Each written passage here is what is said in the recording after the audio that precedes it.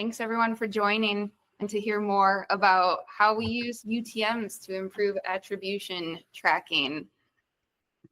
My name is Casey Anderson. I am the Director of Paid Media at 2 Octobers. As you all probably have come to realize, UTMs play a really important part in what we do on the paid side of our marketing activities. So today, that's what we're going to be focusing on. So we'll talk about why attribution in general is important, how UTMs play a part in that, and what UTMs are, how to build them, how we use the data that we get from those UTMs, and some best practices around using them. So first off, talking a little bit about marketing attribution and the benefits it has for marketers, especially from a paid perspective. So marketing attribution is this process of giving credit to different marketing touch points that can influence either traffic or conversions on your website. The reason why Google looks at all of those touch points is to be able to understand a little bit more about what your customers are doing, what visitors are doing, and how they get to that final part where they want to either submit a lead or make a purchase or any other sort of engagement that they have on the site. The benefits of marketing attribution is that we're able to better analyze our data and make data-based decisions for our marketing channels and our marketing overall. It tells a clearer story about some of the behaviors your customers may have on those different channels. And finally, it helps to refine your strategy overall and help you to prioritize your budget within the different parts of your marketing strategy. They're appended at the end of any URL that we use within our paid marketing. So when someone clicks on a UTM appended URL, that will translate into a tag for Google Analytics, and Google Analytics reads that and is able to tell you more information about the user who's clicked on it. So it'll tell you where the user has come from, the campaign that's led them there, how they arrived. UTM tracking lets us make smarter decisions about how our strategies are performing. So UTMs in general, what we just said is they're this part that's added on to your URL at the very end that sends that information to Google, and it can track either through a third-party tool or through Google Analytics. These are the 5 parameters that we typically work with the most, and this is source, medium, campaign, term, and content. Those are the 5. And source and medium are the ones that we are the primary parameters that we want to make sure we standardize every time in our UTM. So with source, it gives us which platform is driving your performance. This could mean Facebook, LinkedIn, Google. These are all sources. The medium is the channel that's driving your performance, and that can be paid social, it can be CPC, it could be email. This is the medium, and these 2 are the major parts of your UTMs that you'll want to make sure you get right every time. And then we've got campaign, term, and content. These 3 can vary a little bit. You will want to have some sort of personalization to these. So for example, with campaigns, for a campaign, you might think of the actual campaign or sale. And for term, we're thinking about keywords that help you understand the audience or behavior that's taking people to the site. And then content are different parts of the campaign elements, like what ad we're actually looking at, if you're A/B testing something or running video versus image, things like that. This is what a UTM looks like. So right after our primary URL, you'll see a question mark. The question mark is where tracking begins. Okay, so we have the question mark and then UTM underscore either source, medium, campaign, and so on. And then whichever identifier or parameter that connects to. Every time you see an ampersand, that means it's the end of one tracking and it begins a different kind of tracking. So it's tracked that part of your UTM. So talking about these different parameters individually, you have your source. And as I stated before, this is a standardized value that you want to have. We're talking about where the users come from. We want to know more about which platform they came from. So for instance, Google, Bing, Facebook, LinkedIn, Twitter, StackAdapt. These are your sources that you're going to want to have the same every time. The consistency of this is very important. So for example, if let's say you have been using Bing or Facebook as a source for a long period of time for your paid advertising, you won't want to change that over to Meta or Microsoft ads because it can make your data messier. As long as you understand that that source is the same, you don't need to update it to the newest, flashiest brand name that they've come up. It will help keep your data consistent over a period of time. When you look back, it'll give you one line item instead of many line items. And in general, it will tell a longer, clearer story for you. Unless there's a strategic reason to split between Facebook and Instagram, I would recommend sticking with just one. Your medium also, as I mentioned, this is a standardized value. This is what's going to tell you how they got there, whether it was a paid ad. It could also be organic. This is possible too.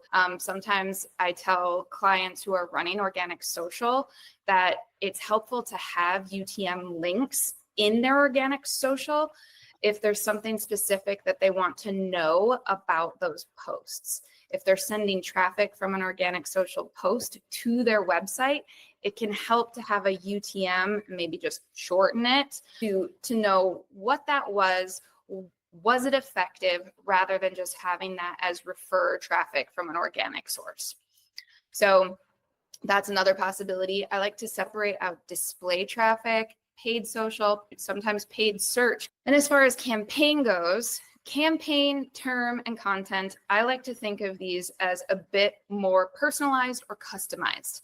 With campaign, to keep this very basic, the bottom line with campaign is that you can include your campaign name, the offer, the sale name, your campaign objective, whether it's traffic or lead gen or engagement or something along those lines. When you are looking inside Google Analytics and you're saying, okay, I can look at everything at a campaign level and see a good amount of information by just searching keywords within that campaign level. One thing that I like to do is add the platform that I'm using at campaign level, whether it's Meta or LinkedIn. I like to have some sort of indicator there of what platform I am looking at. And then term and content. So again, highly personalized and can be changed as you determine what you really want to get out of this data. Once you figure it out, keep it that way, but you may notice that as you start to dig deeper into your tracking, that there may be tweaks you want to make or different information that you want to look at. Some of the best things to look at are ad names, ad type, if it's an image, or if it's a document on LinkedIn or a video, things like that. Your audience, is it a retargeting audience? Is it a lookalike audience? Is it a prospecting audience?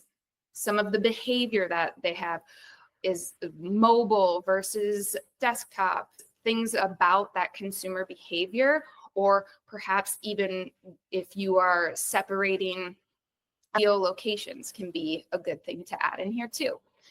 And the content you are using to attract engagement and placement Again, here we've got Facebook versus Instagram, or stories versus feed place, things that you can see in platform, but can also be worthwhile looking at in Google Analytics. You can simplify all of these three parameters by using what you need at a campaign level. You do not necessarily have to separate them by term and content.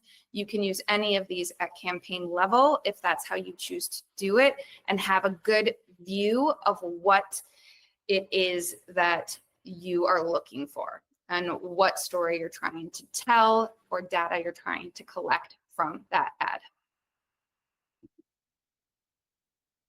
Building UTMs. Google does have a campaign builder. This link up here is the Google campaign builder. You can easily Google that, just Google UTM builder, and you will have all of these elements where you can just insert what you want to have Google create a UTM for. It's a very simple way of doing it, and we use it a lot when we don't want to type the whole thing out and make sure everything is correct. I'm going to take a look at the influencer line here. You've got your source, your medium, your campaign, and your content. Again, campaign and content can be put together if you want it to be. But one of the things I want to point out here is that we have an organic social post. We've got Instagram as your source, your medium is social, and summer concerts is the campaign. Our post is about summer concerts, okay? So anytime we want to look in Google Ads, we can search it by campaign and see everything that's related to summer concerts. Maybe we had an influencer post about summer concerts. That can also be used as a UTM. Maybe we boosted that post and we're whitelisting that content that the influencer did. So then we have another UTM that we'd be running within TikTok or Facebook, wherever your influencer posted. At the very end here, we've appended it with the initials of the influencer. And another layer to this that I like to add is to make sure I have something on there that indicates this was a creator. Whether it's -creator, -influencer, -whitelisted, however you choose to do that, when you go into Google Analytics, you'll be able to look and search by search creator and see everything that all your creators have done bucketed together, right?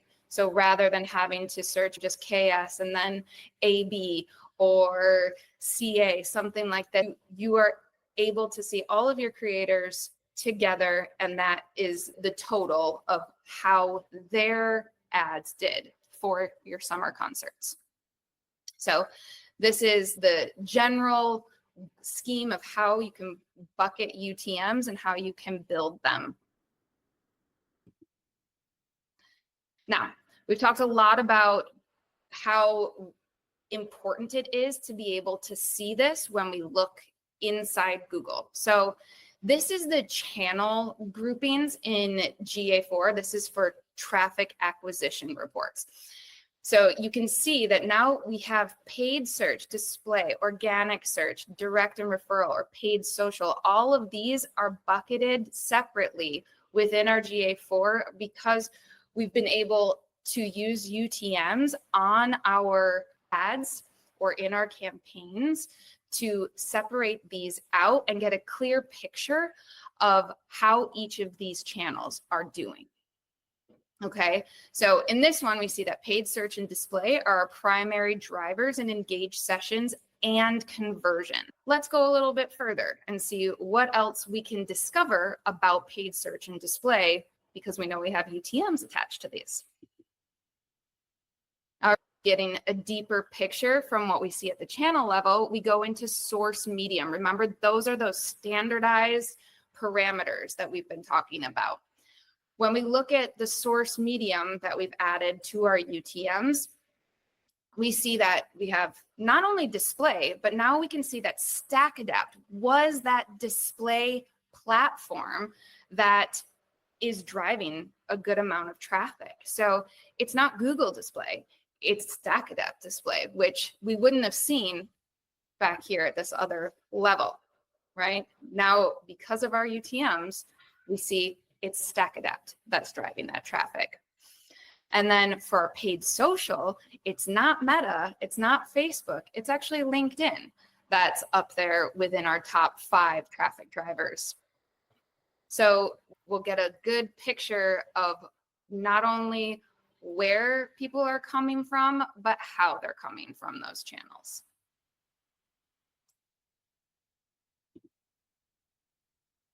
With this view, we have our channel groupings again, but we've added campaigns to this because we've talked about campaigns and how personalization or customization of those campaign UTM trackers can be really effective. But grouping it like this with the channel and campaign in GA4 it's kind of hard to tell what is actually being that effective driver of anything. We can't get much of a story from this view. So what we're going to do is make use of those UTMs to get a better idea of what's happening. And we do this by searching what we know those campaigns are called. How we've named them is going to be the big part here. So I want to know something about a campaign that I have named LU_campaign 1. All right.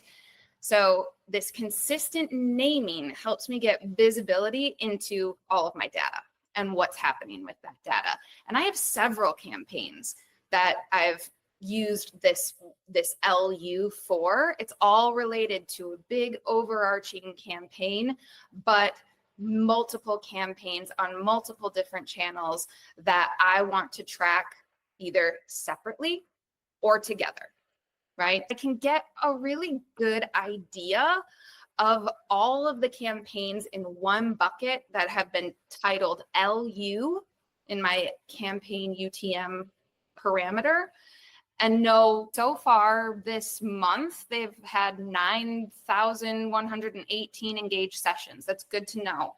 It's good information about all of them together, but I really need more information on campaign 1.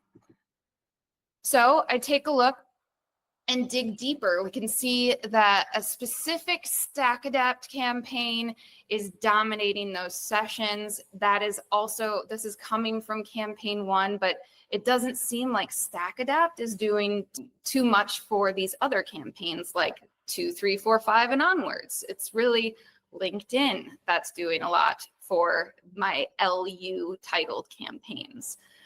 So I start asking questions. Should it be this way? Should StackAdapt as a display campaign be the one that's driving all of this traffic and getting all of these engaged sessions? Do we need to check budget allocation for this? Does it align with my overall goal for this larger marketing campaign? So the next thing I do is I want to look directly at campaign 1, where I'm seeing this StackAdapt large number of engaged sessions coming from. So I can search within my campaign parameter in GA4 LU_campaign-1 and get everything that Google knows about that campaign, the different channels it's running on. So now I know everything that I need to know about campaign 1 to start to make better decisions about what to do with this campaign. So that is why we want to be able to have this customized approach at a campaign level, to be able to know the information that's going to be the most use for you when you are trying to make data-based decisions in your marketing. So to wrap it all up, some of the best practices for building UTMs and using them in your attribution is be consistent. Use the same names for the same things. Remember that you'll want to be able to compare all of this data over time, and changing things around within your UTMs is not going to be conducive for that. Format things carefully. Use all lowercase letters to avoid confusion or miscounting. Capitalization is a big no-no with UTMs, and symbols do get read in analytics. So you may find different line items if you include symbols in between, say, paid social. Let's say you did paid dash social. You will get a different line item for that as your channel if you also have your medium saying paid social as one word. Make it easy to replicate. Anytime you want to make your UTMs, remember how you did it the last time by creating a list and managing all of your UTMs through a master list. Okay, that's why that UTM builder that Google has is very helpful in the replication part of building UTMs. When in doubt, there are options for creating dynamic URL parameters and UTM parameters within Meta and Google that will read some of the information that you've already given Google about your ads, about your keywords. So that is another option to do. The most important thing that I think for any marketer is to be able to tell a story with the data that you've created and the campaigns that you have put out. You've paid all of this money to have your campaigns reach the right people. You should be able to have enough information on these to tell a successful story about what's working, what you can scale, and where to go next. So you may find that you've set up your campaign or content parameters, and it doesn't allow you to easily visualize everything or total up the data that you want to use. This is when changing some of those parameters can be of your best interest to make sure you're telling the story that you want to tell, right? Standardized for your source and medium, personalized, customized for your campaign term content. UTMs are a great way to find all the data that tells your success story. So I'm a huge proponent of using UTMs, and I hope that this helps you in implementing them in some of the work that you're doing as well.